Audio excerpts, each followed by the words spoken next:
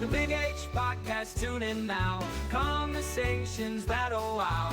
Laugh and learn, stay a while. Let's explore that Hilton style. From the highs to the lows, every story just explodes. Mike's got questions on the go, diving deep from head to toe. Every week the guests align, sharing moments so divine. Stay with us, the pace is fine. Every episode you'll find. The Big H Podcast, tune in now.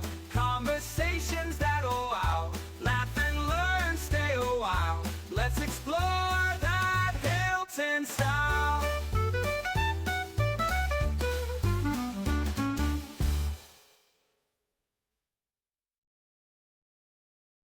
Ruthy, your podcast on Heart to Heart with Herne was so well received that I had to have you back on. How you doing? Oh my gosh, Mike, I am doing great. I'm doing great. I think, a couple years older than that one, and that's beginning to show, but we're not going to talk about that because we're not here to talk about that. No. We're just going to talk about other fun stuff. Now, during the last podcast, did you leave a family member off there? I remember this one daughter of yours. You know, Beth is always at the top of my list. And I was given a reminder today that I have forgotten her in the past. And we're not going to illuminate the list of times that this poor child has been forgotten. Wait, let's do that, because that's actually even more fun. Because there was once when we were at a grocery store, and as I was pulling away, there's a little 9-year-old staring at me as I'm driving my station wagon out of the parking lot. And then there was one time when it was the town hall, but we live just a mile from there. And when you're 11 years old, you can walk a mile, right? When your mother forgets you. And then, of course, there was the podcast. And so every now and again, you know, I'm getting older. I forget things. And luckily, Beth Jameson is very forgiving, because I promised I wouldn't forget her this time. Well, you didn't. We did it right off the bat, so there's no chance to forget. You know, and even if, you know, you left her here, you left her there, you did make her much more independent growing up. Oh, my stars. It is survival of the fittest. You know, all the while I was doing daycare, people would call it baby survivor. There was a reason for that. There was a very good reason for that. But if babies are going to grow big and strong and be big and brave and bold, they need to be able to have some freedom to do that. So I stand by my ways of doing things. I think they worked marvelously well. Now, for those of you that may have not have seen the first podcast, just give me a quick rundown of the kids in your family. Well, I married my high school sweetheart, Dave Blodgett. And I've had 52 years to rethink that decision, but no, we're there. We've got it. We've got 6 wonderful kids, and I kind of stole my sister's daughter as well, and a whole bunch of other people's kids that we've helped raise, because we absolutely love having family around. So we have Sarah, Matt, Seth, Beth, Zach, and Luke. And do not ask me why there is a Seth and a Beth back to back, because that was an incredibly grievous mistake that I never considered, because it was Bethany, and never thought of how the entire world's going to have Seth and Beth. And I was like, okay, that was dumb. But other than that, you know, we did okay. Sure. 6 great kids, 14 grandkids. Amanda is the slightly stolen daughter. I share her with my sister. Okay. That's great. Well, today I wanted to talk more about writing, because I felt we were in so much into your family and everything. Oh, we kind of got a little off track. It's okay. With the whole family fun, Hilton farm, all that fun stuff. So yes, I am a published author. I've written over 70 novels and novellas that have been published. That was my lifelong dream. I always believed that was what God meant me to be. And if it was supposed to happen, that it would happen in his time. And there were many thwarted efforts, and it still took 8 years from the time I sat down at oh my gosh, I can't believe I'm going to say this, a Brother word processor. So no computer things at all. Nothing. There was no internet or anything. But then shortly thereafter, my husband's cousins, Todd and Danny Danny Ann gave me a little computer to put in the house. I got AOL. I was that cool. You've got mail. And that was in 2001, in that area, 2001, 2000. And it still took me 8.5 years to get a publishing contract, but it was 8.5 years of taking care of kids and writing books and learning the trade. And I learned a lot. I never quit. So when you said 8.5 years to get published, what were you doing during those 8.5 years? How many novels or novellas were you working on? That is such a good question. So I was raw. I mean, what I thought was great writing initially turned out to be nothing that anybody would publish in this century. Let me just put it that way. Maybe I was channeling my Charles Dickens.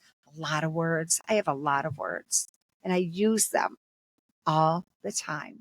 So by the time I got published, I had, probably 11 novels finished. And at that time, I knew some of them were good enough. But when I got the call from a wonderful editor at Love Inspired, Melissa Endlick, when I got that call, she also said to me, I know that you've got things that we had not accepted before. I would like to see them. And that became a 6-book contract.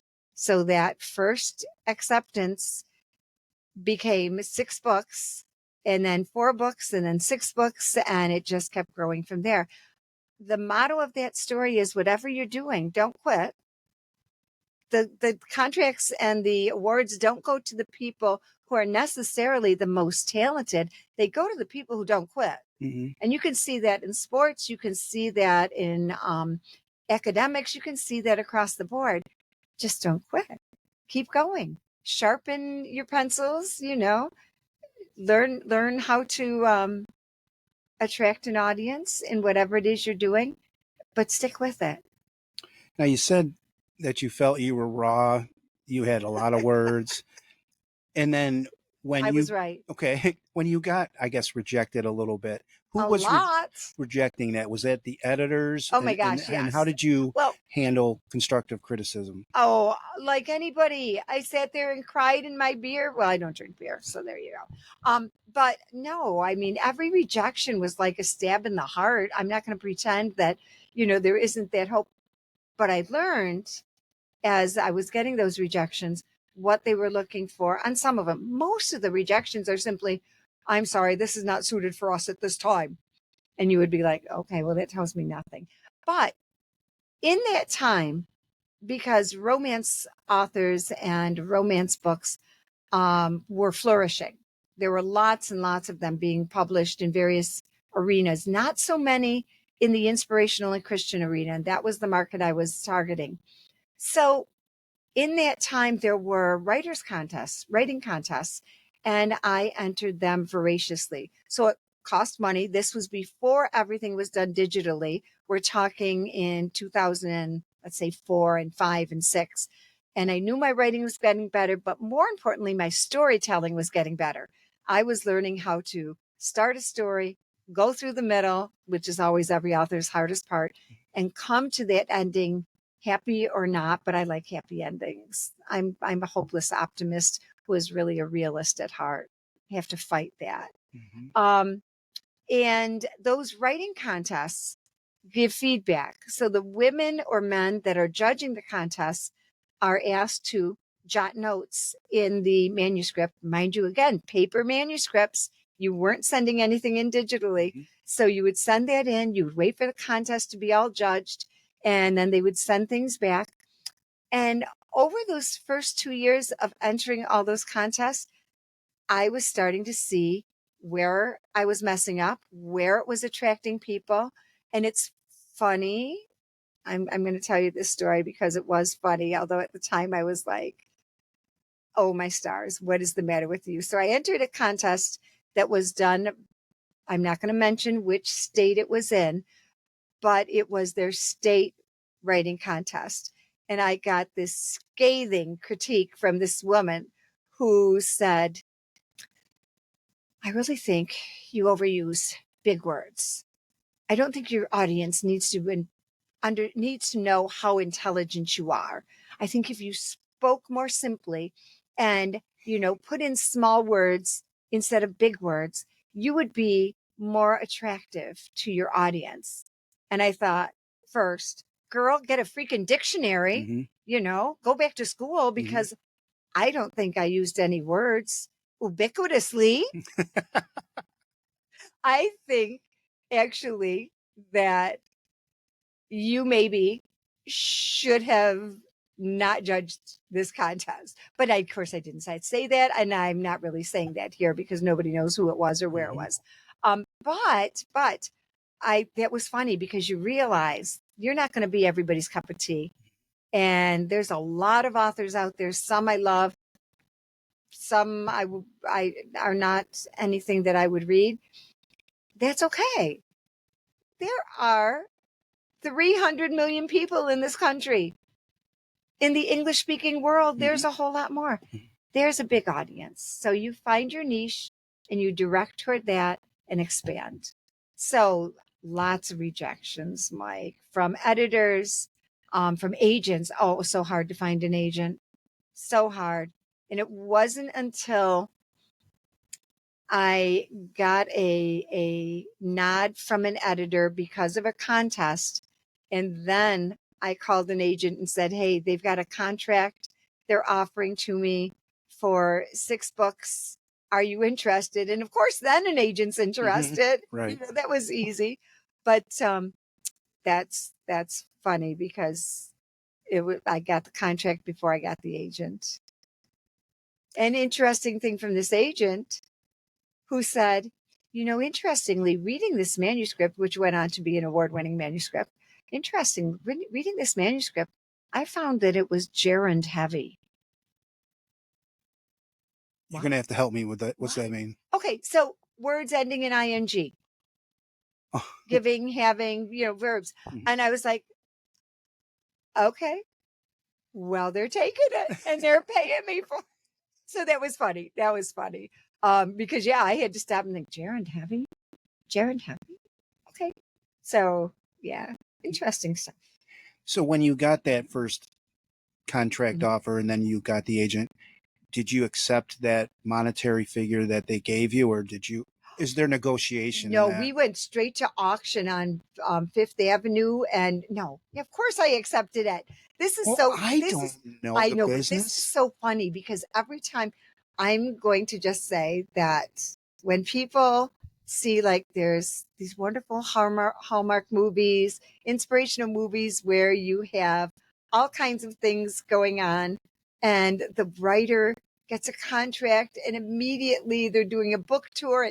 No, this is not how it happens. You fight in the trenches for every little bit that you get and you're happy with it, at least at that time, because you've got to step in the door before, you can go up the stairs. And I was fine with that. I had enough confidence in myself, my abilities, my storytelling, that I thought, I love writing category romances for Love Inspired. We had so much fun together and I wrote over 30 of them and they took good care of me. I have no regrets about that. They're slightly shorter books, 55, 60,000 words. And the only reason I stopped doing those had nothing to do with the people I was working with or the books.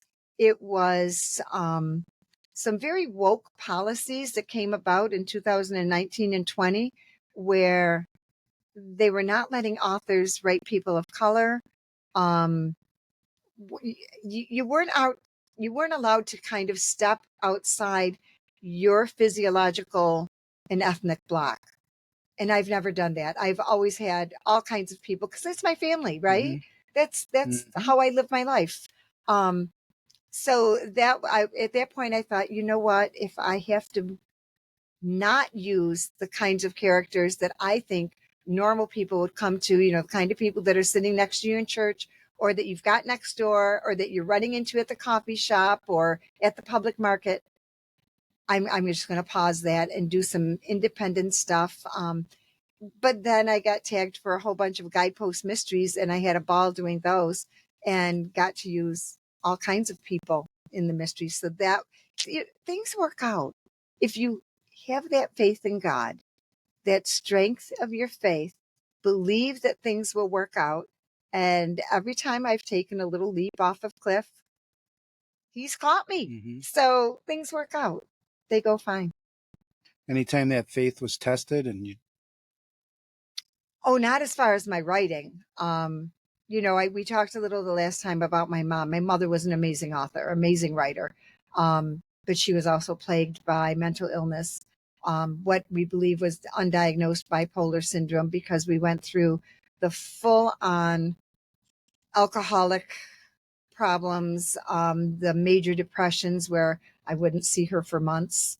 Very, very sad, very sad. And when she got to that point in her life, I was still a very young child, and I didn't know her sober until I was in my 30s. So that was over 25 years of never knowing what an amazing person she was until I was in my 30s and had a family of my own, and she stopped drinking. So we had a good 10 years together, but her talent as an author was amazing. I have some of her writings from high school, and they're poignant, beautiful, wordsmithed like an expert. So that I know where the talent comes from. She did not have the opportunities that I had, but also she did not have, I'm going to call it the backbone or that faith that, no, if you just keep going, you can do things. But she was in a different time, a different time. That she was almost 40 when I was born. At 40 years is a big difference for women. From that, she was born in 1918. And I mean, you look at women today who are born in the 60s and the 70s and the 80s. We're a different sort, a different sort. We stand our ground. We do what we need to do. You're raising families, working, running to soccer games, running to practices, running to basketball, cleaning house. There's a lot going on that wasn't necessarily going on back then, but women have had to learn to stand their ground. And I'm fine with that. So you were talking earlier about you learned when you messed up, and then you learned what people are attracted to in your writing. Yeah. What was that initially, and has that changed throughout the years? Gosh, I think how I handle it has changed. I don't know that the reader's response is necessarily different, because now I've been able to go into bigger, longer books, so I can kind of stretch out the story a bit, give it more of more depth, more fun with the characters. Give them more back and forth time. It does not have to be fit into that 55,000 word envelope. And the funny thing is, sometimes it's easier to write a whole story as a novella in 30,000 words than it is to do it under those constrictions in 55,000 words. It probably sounds odd, but I know there's probably writers out there that'll be, yeah, I think it's like writing song lyrics. I am amazed by how people can put words that are so poignant and beautiful and tell a story in 16 bars. That just astounds me, because there are songs out there that just grab my heart and hold my soul, and they do it in that length of time.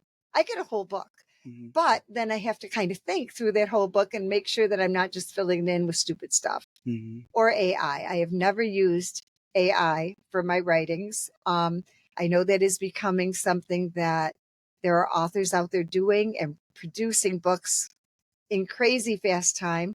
And as AI gets better, I'm not going to say that those books aren't up to snuff. I don't know. I would have to read them, but mine are all Ruthy created. Yeah. So back to what you said, how did I know what was drawing people Right. or attracting Attractive. them. Humor, you got to have some fun, right? And romance, if there isn't some, first you want that sexual tension, but also just that tension of people who are maybe coming at things from very opposite or diametrically opposed points of life. And you want that to be strong enough to be the reason why they don't just go and have coffee and decide to get married 3 weeks later. Because that's not a story. That's not a story. There was and I cannot remember who this is. I apologize. But he was doing a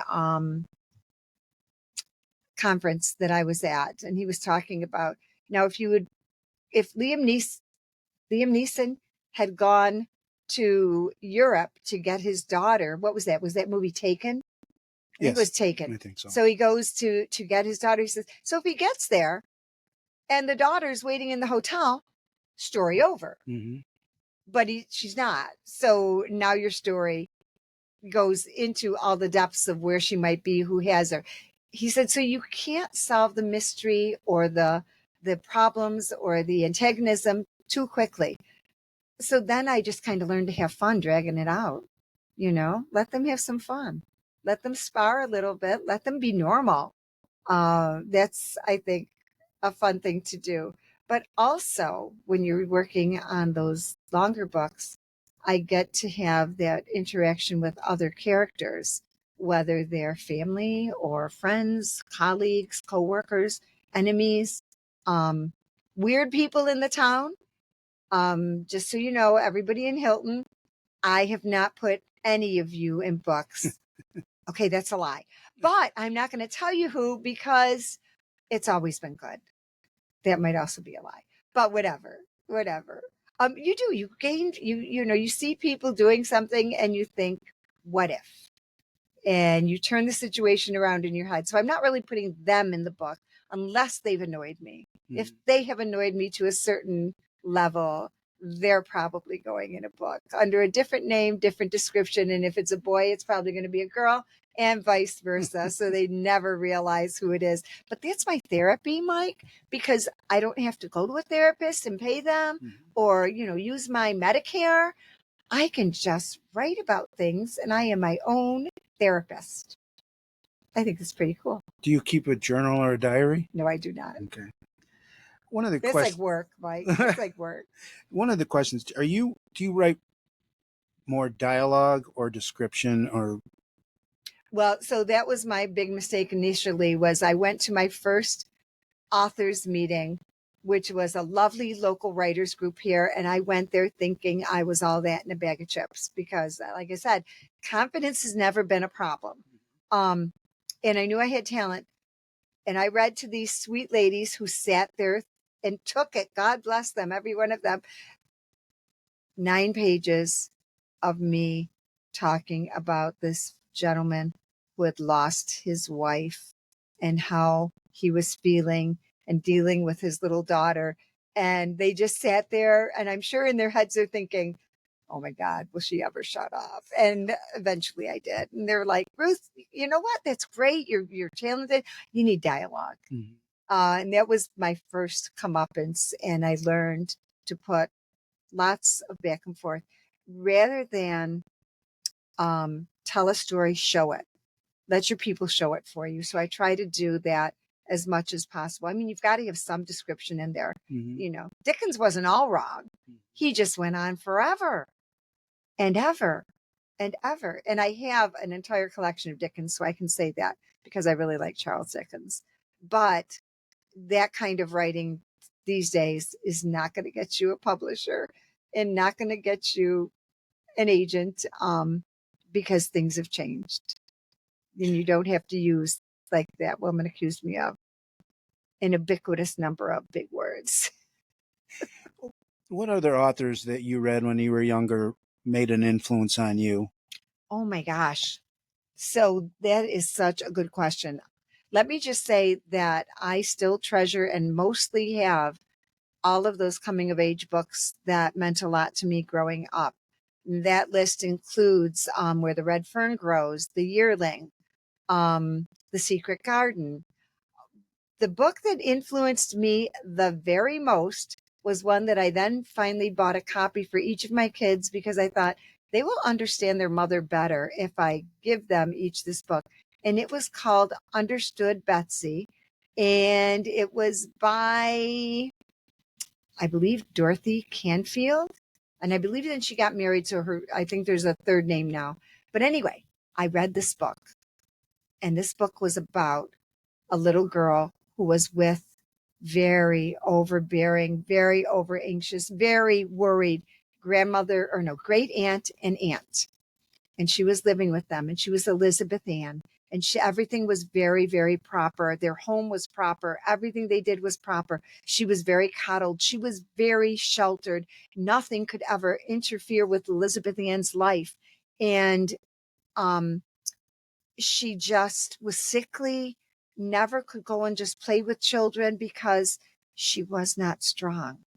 But then the great aunt got sick, and the aunt said, I need to take mother away. So she asked the country cousins to take in Elizabeth Ann, and they did. So there was this wonderful cast of characters, and the one that I just gravitated to was Cousin Ann. Cousin Ann was common sense, not much nonsense, get the job done, work hard, go for, set your goals, go for them, and just amazingly sensible in everything she did, but quietly loving. And I was like, oh my gosh, that's who I want to be when I grow up. I want to be a Cousin Ann. I want to be that person that can just set that tone and move forward. And of course, Elizabeth Ann turns into Betsy. She turns into this little country girl that isn't afraid to get dirty, isn't afraid to go through mud puddles, isn't afraid to walk other kids back and forth to the school, isn't afraid to makes her first batch of applesauce, and is very impressed when it takes a full cup of sugar to sweeten it. And the whole thing is about Betsy growing into the person she was meant to be and couldn't be because the aged aunts were so smothering. And that just said to me, that is like the perfect setup for a story. You have the conflict, you have the problem, you have Betsy having to go and live with these people and she's scared to death. And you have that whole thing turn around to be in her best interest. And the two aunts, and I cannot remember the other aunt's name, if it was Dorothy or Abigail, but so Cousin Ann and her mother, and there was an uncle, I believe there, maybe an Uncle Frank, but Cousin Ann was the big character. And it just showed that the right influence, you can do amazing things with children. And that is a lesson I took into motherhood, grandmotherhood, my daycare, working with all kinds of kids, is give them enough rope to hang themselves, then don't let them hang themselves. Give them that common sense. It's a great theme, great lesson. Yeah. So all of those coming of age books, as I said, they are still on my shelves. I think one of the grown-up books, though, that I liked exceedingly well was one by Deborah Smith. Deborah Smith is a very talented romance author, not inspirational. And but her books, her writing, wonderfully well done. And I had read, oh my gosh, this is so terrible. Is it Sweet Hush? I think it's Sweet Hush. Anyway, Hush Thackeray is the main character, and Sweet Hush is the apple that was named after their family, because in every generation, one woman was, I believe, named Hush. So it's a funny name. They're Southern, they're growing apples, they're doing all this stuff. And it was, again, a story about this woman who faced really rough odds with her husband, and he ended up high-speed chase, stupid, probably drunk, in the hills of, was it Georgia? Might have been Georgia. And ends up killing himself in an accident. She's raising their son, running this big apple farm, running everything, and just trying to keep all of his secrets secret. And that's a theme that I've used in a number of books, because I think every family, every town has secrets. In fact, there's a brand new series that I'm just working on, a proposal now. And the theme is small town secrets, because there's no place that doesn't have secrets. And those secrets can come back to bite you. So Sweet Hush was just a wonderful book. And it's funny because I think sometimes it doesn't have to be an author's best work for you to think it's her best, because I think it's what touches you based on the story elements. And I have found this to be true with readers, that when they read a specific story, Winter's End, my first published novel, is set in the North Country. And it's about, again, a young woman who just wants to have a normal life, just wants to be normal. She's now a nurse. She's a hospice nurse. She wants to get out of the North Country. She wants to move, but she had pledged a certain number of years in return for schooling help to stay in the North Country. And she's there taking care of people who are dying. And that book has still gotten me people sending me messages, because if you've ever gone through a hospice experience, that book touches your heart, just because you reflected that same experience that this character is going through. So I think that as a writer, the more I keep my stories on real issues, real people, real happenings, I think that draws them in. And there's nothing like getting those notes that say, I could not put it down. I skipped my housework. I almost wanted to call in for work, but I need money. I thoroughly enjoyed this book. Or the people that say, I started reading really, really slowly because I don't want this to end. And what a wonderful compliment that is. What a blessing. I told you I had a lot of words. Yes, you did. When you go to write a book, do you think more plot driven or character driven? Always character driven. Okay. Always character driven. And it's that way for me. And this is not for every writer. We are all distinctly different. And I would call myself a pantser. So seat in my pants, but also with a plot, because I want to know where the story's going. But I don't plot it all out. That's way too much work. Way too much work. But once I know my characters, what he's like, what he's up to, what is his past, why is he like this? Same for her. Why is she making these decisions?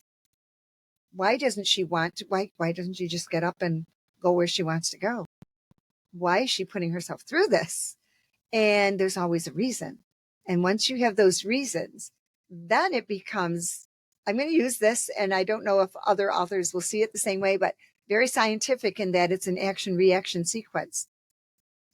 She's going to do something, act.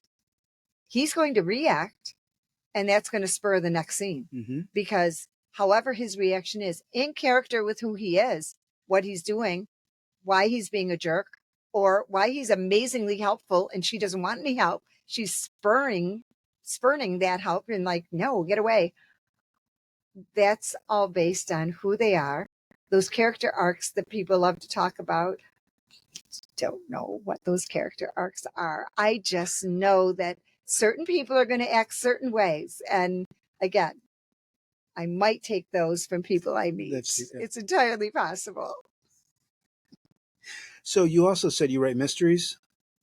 So this was funny because in the middle of doing several other things, I got a call from a wonderful editor. And she said, Ruthy, I'd like you to do a mystery for Guideposts. And I was like, okay, well, first, I've never done a mystery. I don't think I'm smart enough to write a mystery. And what made you think of this? And she said, well, you did write a mystery. You wrote one for Love Inspired. She said, you were part of the Big Sky, Montana series, and that was an ongoing serial mystery. And I said, yeah, but I didn't think of that as a mystery. And she said, well, it was. And I read it, and we would like to have you on board with this project. And I was like, Okay, that's exciting and scary as heck. And I said, give me a few hours to think about it. Let me talk to my agent. Let me see. I said, what kind of time frame are you looking at? And she said, well, you could either jump in and do book one, and therefore I would need a reconstructed chapter one by tomorrow at I can't remember what time she gave me, but it was by tomorrow. She said, or the next day. I can give you to the next day. She said, or you can come in at book three. And I looked at my schedule because I always have a writing schedule for the next year and 2 years so that I can see, when I have things due, when I have to, because once you're in the groove, Mike, you have so you send the manuscript in, but that's just the beginning because then they're going to send you back edits. They may ask for a total revision. First time I got that, I almost burst into tears because I thought, oh, they're not going to like me. They must hate me. No, sometimes they just don't like the way the story went. And so you revise it. So then you do your revisions or your edits, you send those back. Then they come back with more. And then you fix those and send those back. Well, then they go into final edits. So now you've gone through this book a number of times, and it's sometimes your mind starts filling in the spaces where you think you've said something because at one point you did, and then that got edited out. So it's funny because you've got now 4 versions of the same book in your head as you're working. So then you do those final edits. It's the comb through, and you keep your changes very, very minimal at that point in time. And then they publish the book. This process can take, depending on the publisher, any place from 6 months to 18 months. In between times, you should not be sitting around waiting for those things to come back. You should be writing more books because if you want an income stream coming in, you need to produce product and same kind of thing. So you learn to juggle all of those things. So I looked at my calendar and I said, well, you know what? I called her back, said, you know what? I have 3 weeks right now where I am waiting on edits for one book. My next proposal is not due in for 7 weeks. And I said, if you want me for book one, let's jump on that right now. And we did. And it was for the Mysteries of Martha's Vineyard. And it was a great series. And I ended up doing 4 books for that series. It's a series of 24 books, and I did 4 of them. And it was absolutely wonderful and sold like crazy. So it was good. And then I worked on 4 or 5 other series with Guideposts. I'm trying to think of the different ones. So probably between 20 and 22 books with Guideposts, the mysteries, and fun, wonderful reads. People enjoy them. They're cozy mysteries. So no big, there aren't dead bodies hanging around. But they're fun. They're fun to do. Do you start with, what the solution is? Yeah. The mystery? Yeah, you have to. At least I have to. So in my head, when I'm doing a mystery, I reverse the process. I know the absolute ending because I have to know where I'm going to come out because I have to know how to make them get there. Whereas with a happy ending romance or an inspirational that's more women's fiction, I've got more latitude. So I can have things happen toward the end that aren't necessarily something I know about it initially. But in the mystery, I have to know who did it, who done it, because then I have to set that up with, minor foreshadowing. You don't want to give it away. You just have to make sure that the plausible things are in plausible places so that people, when they look back, can say, oh, I should have caught that. Oh, I should have seen that. But you don't want them to see it. You want it there. But then some people love to figure it out, and they do. That's fine. So you're talking about that you write inspirational books too? Or how did you describe that? Christian inspirational? Yes. So okay. Every publisher or every book that I have written could be classified as inspirational Christian fiction or romance. So they're all inspirational. They all have a wonderful worldview of faith and God, and not generally under the banner of any particular religion. I am a practicing Catholic and I love my parish. Shout out to Parish of the Holy Family up on Lyle Road, the old St. Jude's, wonderful place. Father Leap is amazing, and so many nice people. But yeah, I'm very happy with that. And an American Pope, let I me was just going just to say, say, congrats on the Pope, oh too. my goodness, that's, and what an interesting person he seems to be, from the early times of life, from, going from Chicago to Philadelphia. So you've got two interesting city lives going on there, Villanova, and then onto the priesthood, onto being a priest, then a missionary. And I think he would be very easy to talk to. I'm not saying that we would necessarily agree on everything. I don't agree with anybody on everything, including the Catholic Church. But I think it is very important to have good shepherds in your walks of faith, whether they're male or female. The Sisters of St. Joseph, and I know I said this on the first podcast, were hugely instrumental to me growing up because my life was so dysfunctional. Those women, several of them, and the staff at Sacred Heart School and then Nazareth Academy, where I went until I was a sophomore, and then I moved out to Hilton. They had an amazing influence on me, encouraging me. I mean, I was the dirty kid in class, the smelly kid in class. That's how it was. But they were kind. They appreciated that I tried hard, and I did not have my mother's brilliance, because she and several of my siblings are just crazy smart. But I had the tenacity to work hard and wanting to get things done and wanting to shine. And they recognized that. So to this day, every month I make sure that I donate to the Sisters of St. Joseph, their ministries, which are out in the streets of Rochester or down in Selma, Alabama, and Brazil. These women have given their lives to service, and those lives touched me. So it's important for me to be able to reach back and give back, because they made a difference.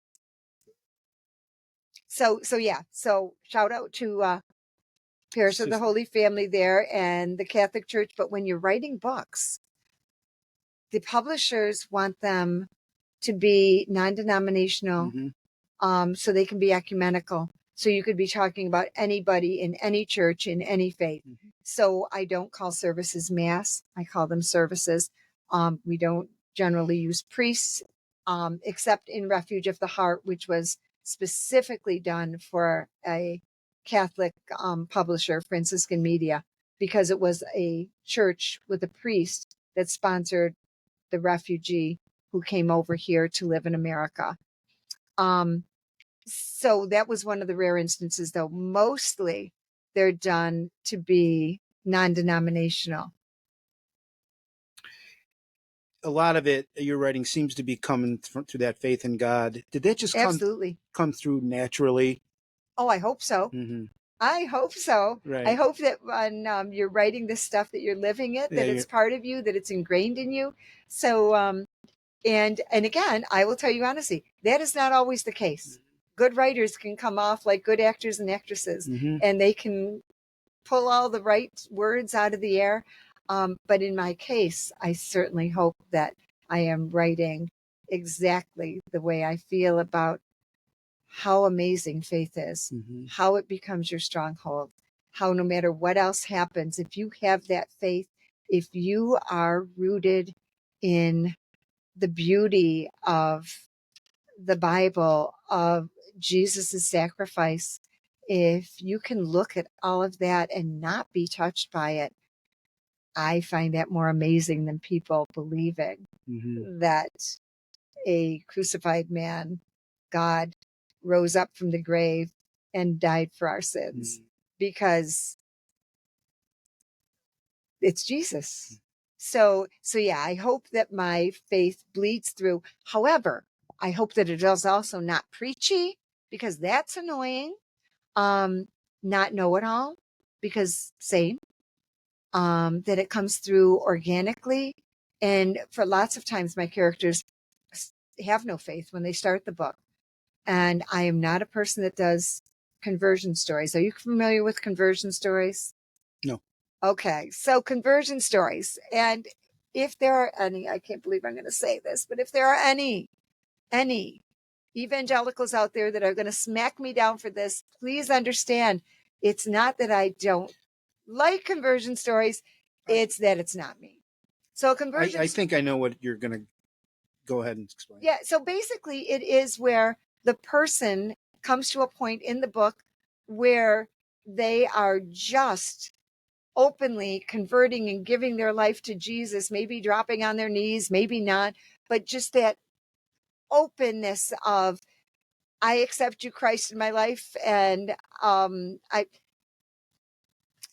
think while those can be very touching and beautiful, that is not how I generally see it happening among people I know, people I don't know, people who are dying.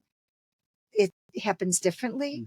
And that's how I try to reflect it in my stories and in my writing, is how I've seen people whose faith is either charred or damaged or non-existent come back to it. And it's not usually in a big conversion scene. It's usually in a step-by-step, knock your head against the wall and finally have your eyes opened and realize, this is what they meant all along, kind of thing. So, and I get that that's different for different people and different authors. I'm comfortable that way. It works for me, and it definitely works for my readers. Thank you for the explanation. There you go.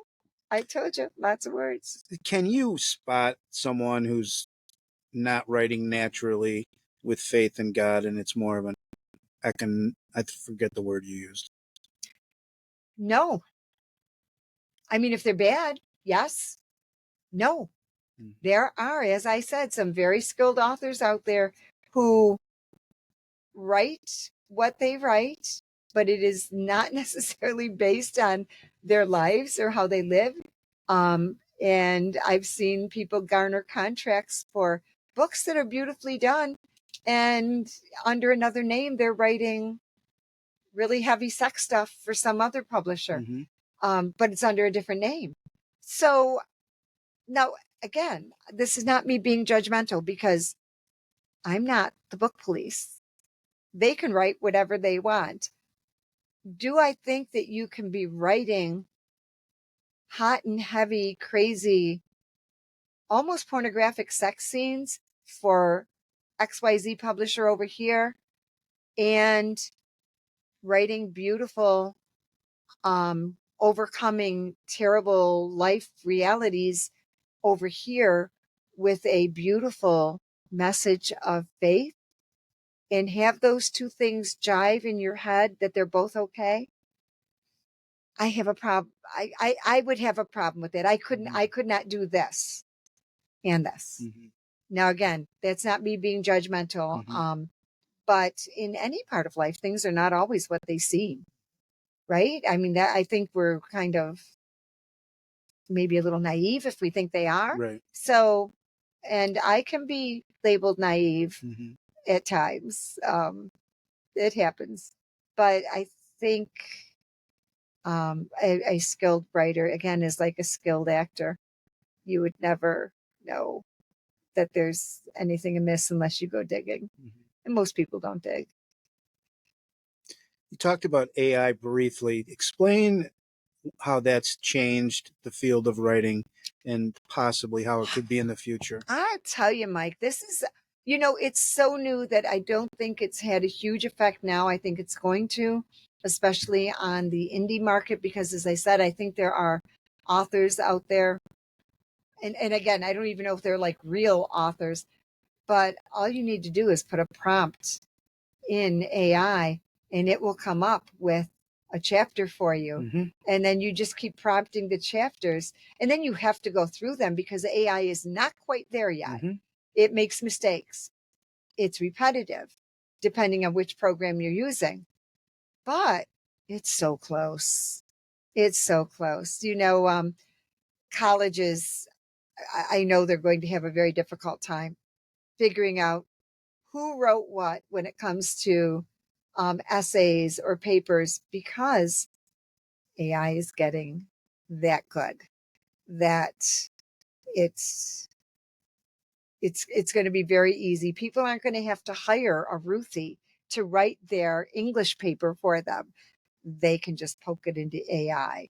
And as I said, depending on which AI you're using, they all come at it from a slightly different angle, and they're all growing exponentially month by month Mm-hmm. in their accuracy and their fluidity of being able to just spin off words and sentences and the one thing that's not good at yet is humor, but I'm pretty sure that that will come because you know what? Let me just say this, and I don't know, I posted this on Facebook. So for Facebook's AI, they took, mind you, did not purchase thousands and thousands and thousands of books from an illegal book pirating site. So this site pirated all of these books, including 70 of mine. And they missed a few, so I think they got a few doubled. Excuse me.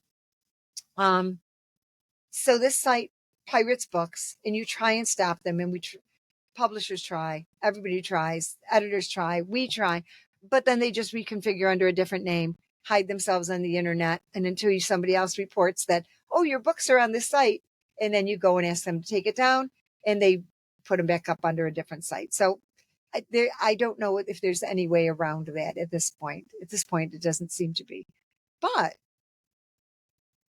so you've got AI, ChatGPT, and Facebook Mm-hmm. AI both use this service to take books to generate into their AI so their AI would have good writing skills. So they took the books that this place did not buy or pay for and put them in their program, which they're not going to reproduce. So under a technicality, they don't necessarily have to buy or pay for them, but they took them from somebody who didn't buy or pay for them. Mm-hmm. So sleight of hand. And we're talking people worth billions. Mm-hmm. Okay, so if you're looking at that, and if you're looking at, there were 70,000 books that they took. 70,000 books. Do the math. If each book is 5,000, or I'm sorry, $5. $5 for a digital book, a digital copy. $5 times 70,000. So you've got $350,000. Mm-hmm. Tell me that those billionaires couldn't have come up with that. No. Sleight of hand. Until their employees were uncomfortable with the idea that they were using this to feed into the AI programs, Mm-hmm. and it was not purchased work. But there you go. And there's lawsuits alleging, that this was stolen property, that they shouldn't have done it. I don't know how those will come out. They won't affect me because the publishers, if there is any payout, will get the money back. Mm-hmm. But you look at that. So AI is building its skills on the backs of people that are working every day to write content. And there you go.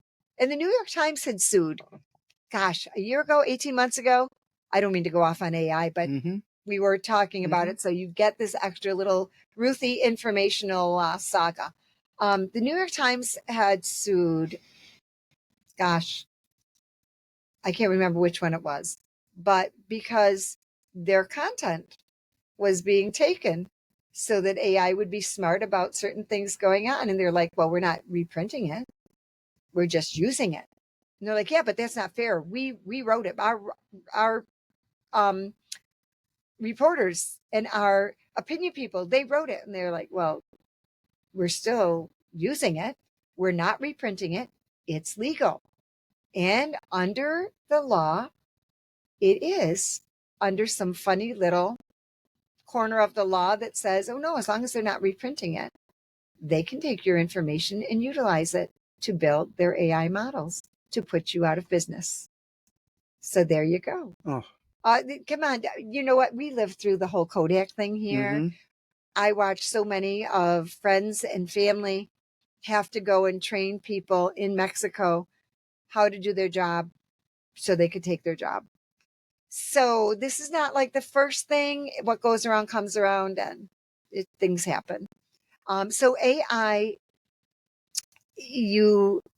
I think still right now, most programs that I'm aware of, you can still tell that it's AI Mm-hmm. because it's a little too flowery, Mm-hmm. a little too repetitive, but it won't be soon. Mm-hmm. I don't think, especially if they're, flooding in 70,000 books from people, the algorithms for the AI will look at that and be able to put together how things should go very quickly, very quickly. The brats. Right. Well, what? What was I going to ask? Have you ever, when you were becoming up and coming as a writer, did you ever consider like being a journalist, being a nonfiction, or a writer for a newspaper or anything, or was it always the novels? Well, so I never considered being a journalist, Mm-hmm. although I did like journalism in high school, and I helped run the Hilton newspaper in high school, and that was lots of fun. I always liked telling stories. I like reading stories, but I also like,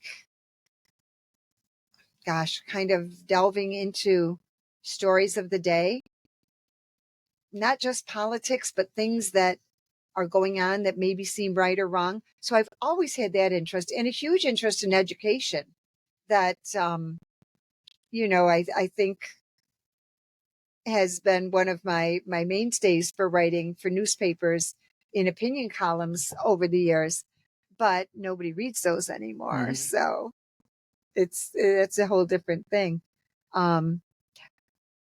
So I enjoy writing all of that. I love telling stories. Mm-hmm. It's kind of like my difference between cooking and baking. Mm-hmm. I cook because I have family and I need to cook and I like coming up with cool things, but I love baking and creating things for people to enjoy, whether it's at the farm or, party, family, heises. Yeah, whichever way. Right. We are the recipients of a lot of that stuff. This is a good thing. It's a good thing. What's your writing routine like throughout the day or the week? Because I know you're an early riser. Like, when do you get your writing in? So my writing goes first thing in the morning. Mm-hmm. So generally between, I would say like 5:30 and 7:30 kind of thing. Mm-hmm. But then in the winter, I can come back to it. Mm-hmm. So right now I am working on a full proposal for this new series. So I had to come up with a query letter. I had to come up with a new bio. I had to come up with a full synopsis, which I did not have to write for those mysteries. So I'm taking myself back to school with this one. And the full proposal, all the chapters. And but I'm in the middle of two different books right now. One is to finish up my Wishing Bridge series that has been so incredibly popular. And so Ben's story, Saving Grace in Wishing Bridge, will come out this fall. And in the meantime, I will be marketing this new series that's set in Pennsylvania and is, again, I love to write prodigals, Mike. Mm-hmm. Those people that, come back for whatever reasons, and why their prodigals can vary greatly from person to person. Mm-hmm. And the ripples that they make by coming back are as, just like in the Bible, Mm-hmm. are as big as the ripples they made by going away. So those, so that's a delightful new series coming up Mm-hmm. that I can't say too much about yet. I want to get it sold, Right. and but it's wonderful. It's wonderful. It's making me smile just working on it. I know, I can tell. Yeah, it's fun. Tell me a little bit about the time and effort it takes to go into a proposal you've been mentioning.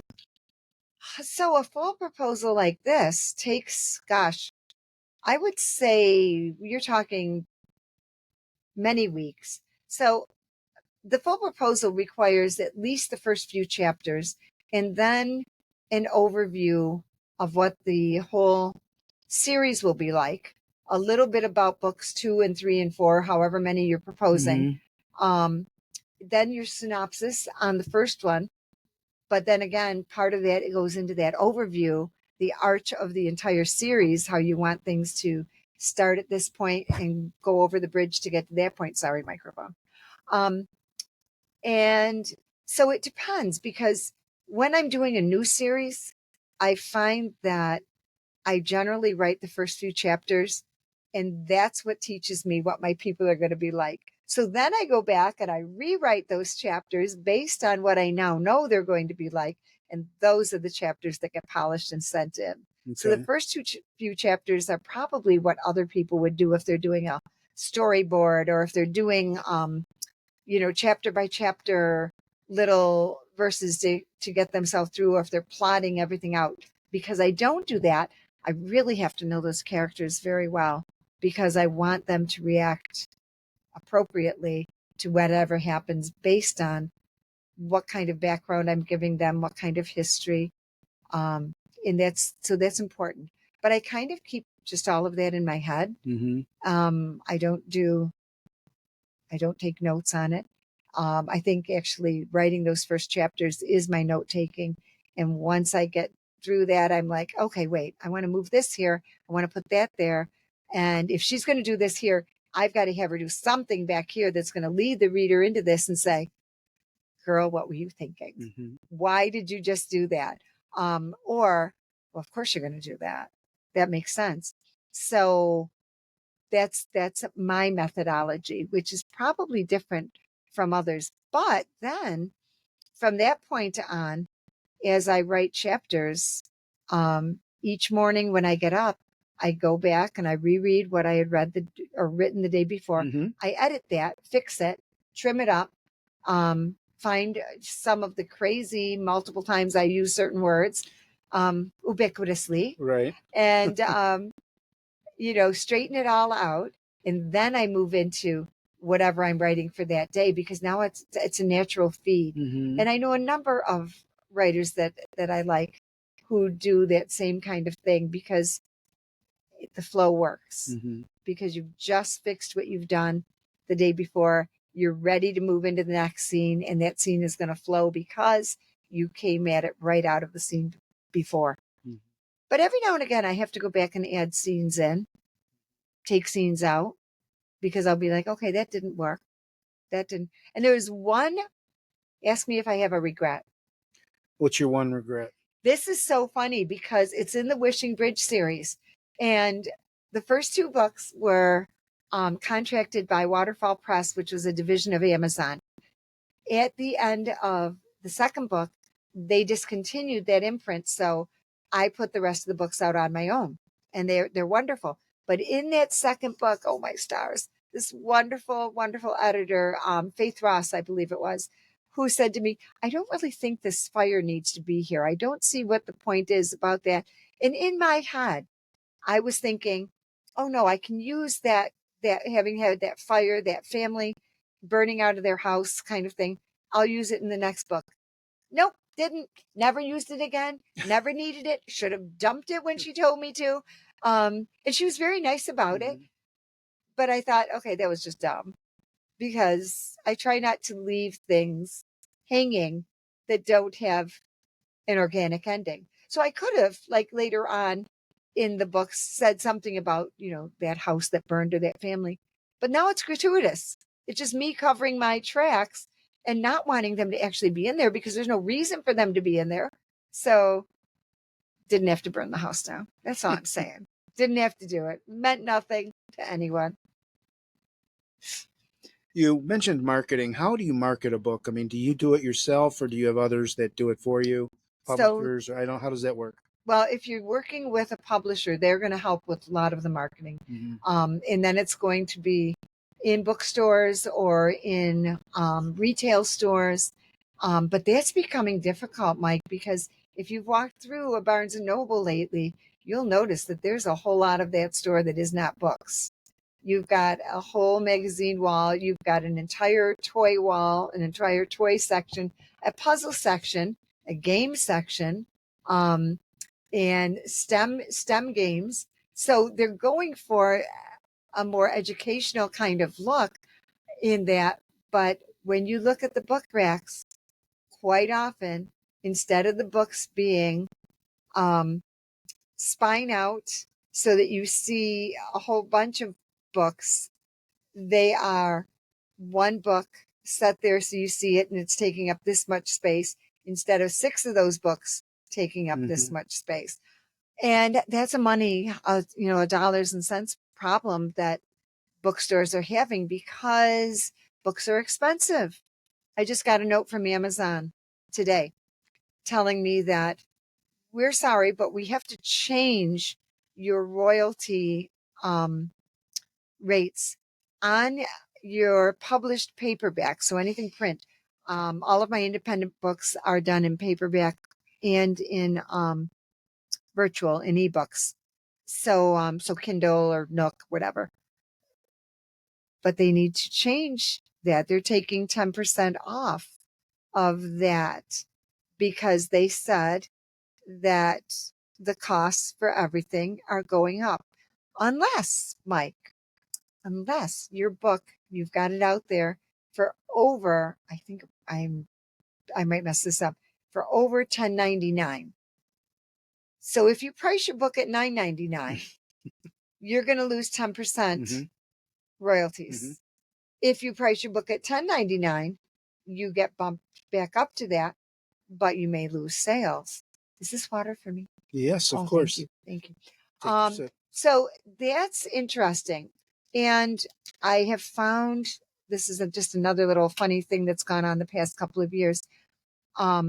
My friends at Amazon, again, another billionaire, are taking their fair share plus, but also they're not giving authors the spin or the discoverability that they used to, because they are only doing that if you're paying for advertising through Amazon. Because obviously now Jeff Bezos is basically out of it, but there's other billionaires in it. Obviously, they need that extra money from the author's advertising. So if somebody technically goes and looks for my book, if they look for Ruth Logan Herne, they're going to first get a bar that says all these books are books like Ruth Logan Herne. And those are all advertised books. And then I may come in someplace like 5 books down the list, and it may be just one of my books. And if you click on that, you will go to that book, but you're going to get another bar that are going to say, if you like this, then you might like this. And those are going to be all across the top, probably for less money. So that's kind of like one of those kicks in the head, because they are, and they know it, the only game in town for doing virtual books. There you go. Did not know that. Who does your covers? If it's a book published with a publisher, they do them.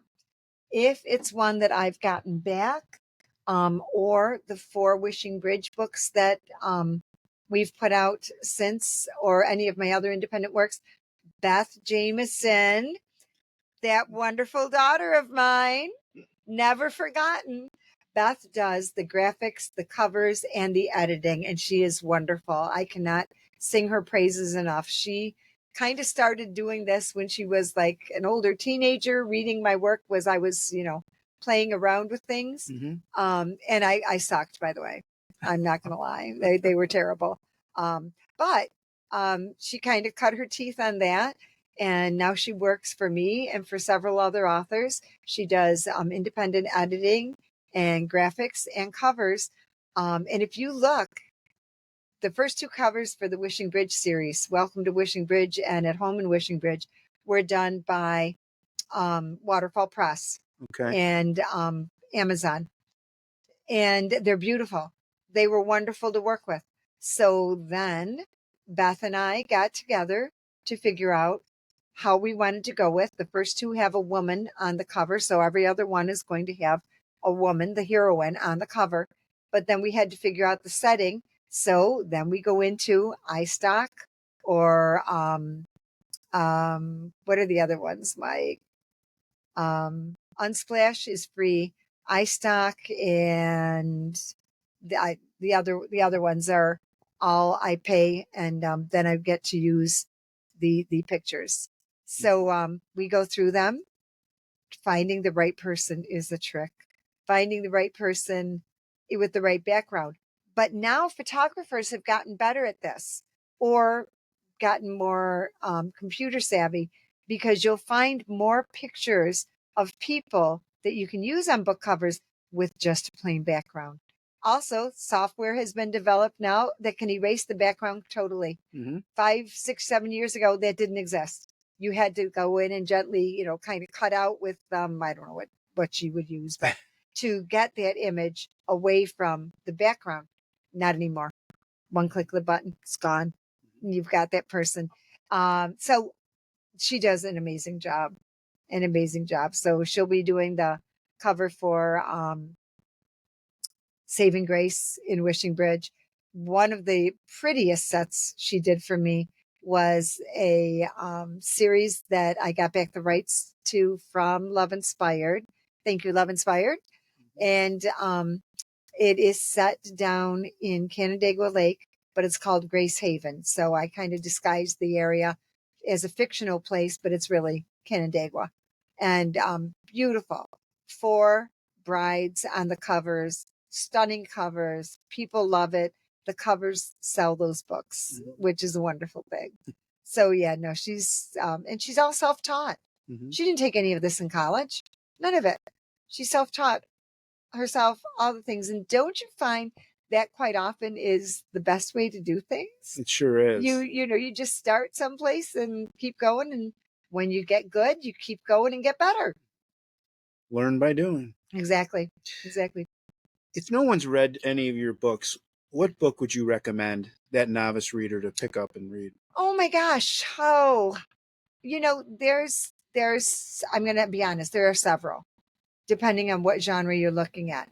I would say if you're looking at my cowboy series, grab Back in the Saddle. Back in the Saddle is an amazing book, beloved. Men and women both love it. It is the start of the Stafford Ranch series, the Double S Ranch.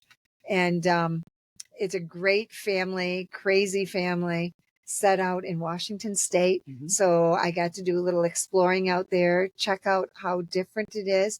And interestingly, Washington State runs into the same thing we do here in New York, whereas Texas? the majority of the state is filled with normal, wonderful, funny, salt of the earth, race that knows Joseph people. And then you get to the coast and you're like, what happened? Who flipped the switch? Because it's so different, so different.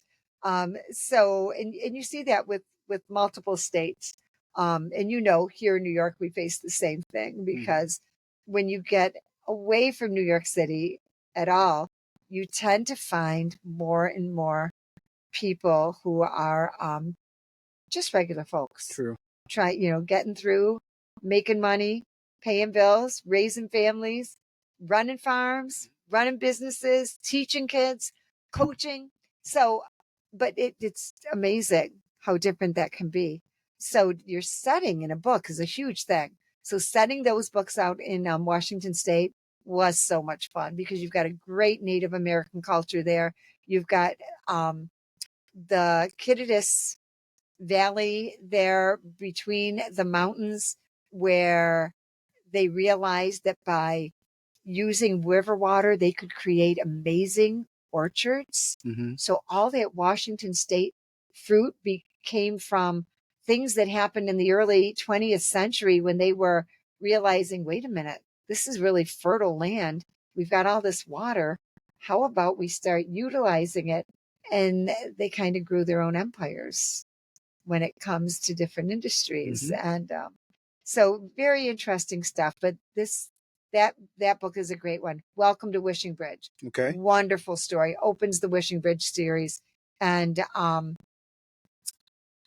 when they bought that book, the editor said to me, I was reading this book, and it was the 4th of July, and I was in Manhattan, and I was slated to go over to the Hudson River to see the amazing fireworks show. Mm-hmm. I never went. I could not put your proposal down. I sat there and thought, I have to have this book, this series. And she said, you rooked me out of fireworks, Mm-hmm. but I am so glad that you are going to sell us this series. Mm-hmm. So that was a wonderful thing. So independent books. Oh my gosh, Mike, if people are looking for a great read, More Than a Promise, which is a funny, beautiful book about a very unlikely modern day couple who falling in love accidentally Mm-hmm. because he's got 3 very naughty boys and she's the artsy, more liberal type person living next door. These 3 hooligans, and she's going to probably have to kill them all just to give herself some peace. But her sensibilities won't let her do that. Mm-hmm. So she marries their father instead. It is a great story, and people just love it. But if somebody were looking for something that's more thought provoking, more insightful into modern day problems, Refuge of the Heart, which is a beautiful story of a Chechen refugee here from Russia, brought over by amazing means and a church and a priest that helped oversee it to get her here. What she endured and what she has to face here in America, where nothing she's learned. She was a doctor overseas. Here she's nothing. So she goes back to nursing school. She's living penny to penny in an area in Rochester. So it's a local book too. So it really touches the reader. Going to classes there at the U of R and doing her nursing clinicals and living life on such a meager existence, but with the hope of freedom, the hope of never having to deal with Russian arms again, with horrible conditions, with evil men. Mm-hmm. And it's a book that has won awards and been in lots of book clubs across the country. And I'm glad that it has touched many hearts because it's that kind of story. When people do exercising, they get the endorphins from running or whatever. What feeling do you get when you're in the process of writing? What drives you? Oh, so after I kick people in the head? Okay, after that. All right. No, I love writing. So honestly, that is very similar. If I mess something up, then going back, I'm like, oh, you knew better than that. You knew it when you were doing it. But no, I'm very excited. I love creating stories. It makes me happy. And I don't even mind going back and fixing. I don't mind editing. That just all comes along with it. I find that even though I tend to be gregarious, not in an ubiquitous fashion, I got to go to Siri. What does gregarious mean? talks too much. Okay. So that's while I love talking with people about writing, do not love book signings, those kinds of things where I'm put in the center of attention. I would rather be home, writing stories, working in the garden, getting dirty knees, watering 4,000 mums. And it's not because I don't like people, because I do. I don't like being the center of all the attention. Mhm. And it, it's fine. You do it because you have to do it sometimes. But that would be the part where I'd be like, oh, that's kind of cringy.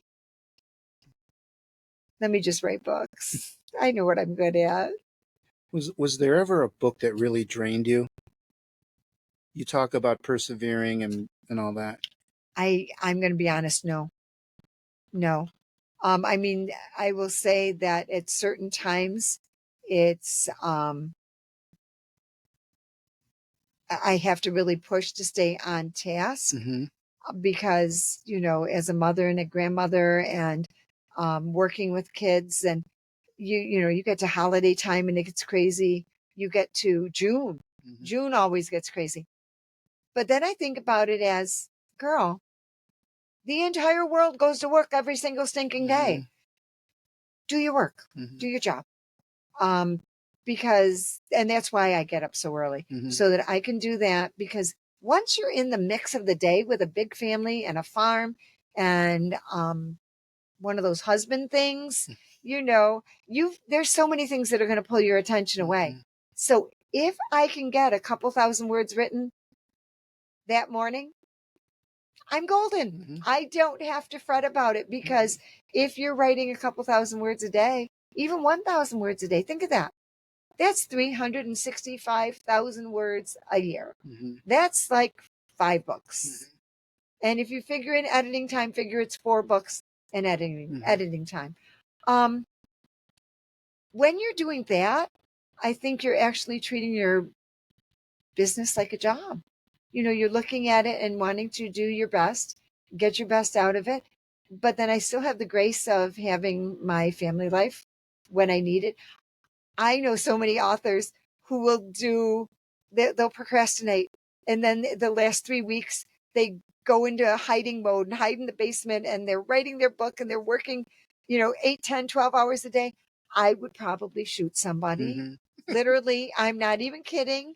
I cannot do that. My brain would be fried. I would be like, no, this is terrible. Too much like work. But again, to each their own, right? Mm-hmm. For some people that works. They kind of like that stress. And not me. I like weaving my stories. I think I'm pretty much a turtle, Mm-hmm. but it gets a lot of books done. So I'm okay with being that kind of a turtle. I'm just a turtle who doesn't take days off and doesn't quit.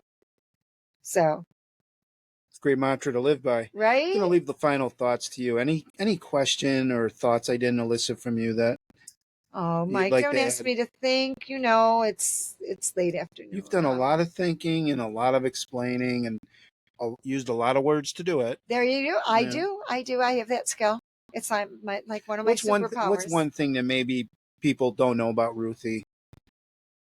Oh my gosh. Logan Herne that you think they should know, or do you want to keep it that secret?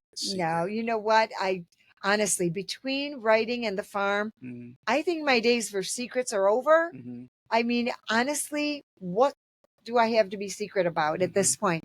When you live in a community, a small community, and you have people, thousands of people come to your farm every fall, there's very little that's secret. Mm-hmm. But I would say that I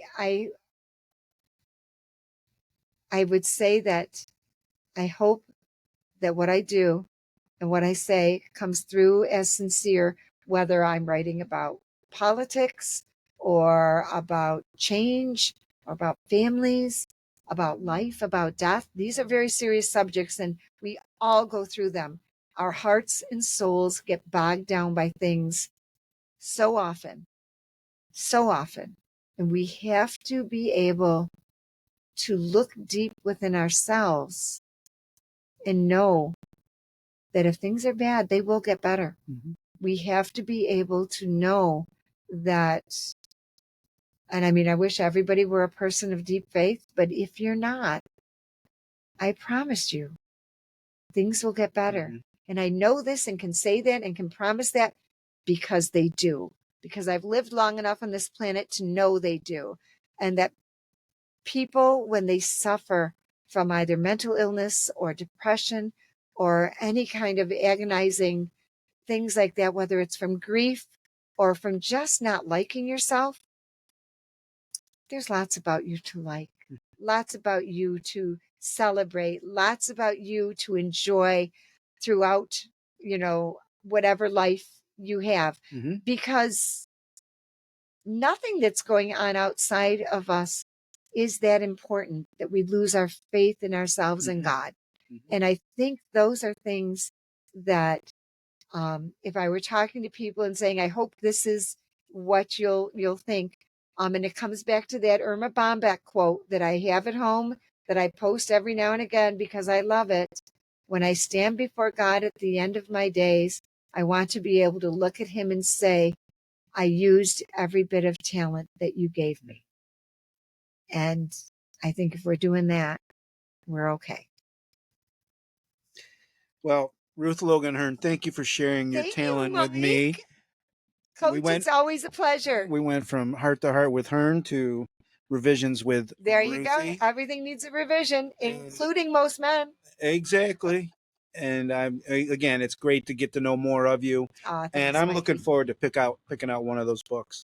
There you go. Maybe it'll be a Father's Day gift. Oh, Mike, you know what? Oh, I think there's probably a copy of that Back in the Saddle coming your way. Carla likes listening to the podcasts. Oh, the Audibles, yes. Right. Yes, no, the Audibles are amazing. Oh, no, she likes to listen to the podcast. So to listen to the podcast. She's getting the gift idea now. I see. And I like listening to audiobooks. Right over my head. Thanks again. Thanks, babe. Right. Love ya. The Big H Podcast, tune in now. Conversations that'll wow. Laugh and learn, stay a while. Let's explore that Hilton style. From the highs to the lows, every story just explodes. Mike's got questions on the go, diving deep from head to toe. Every week the guests align, sharing moments so divine. Stay with us, the pace is fine. Every episode you'll find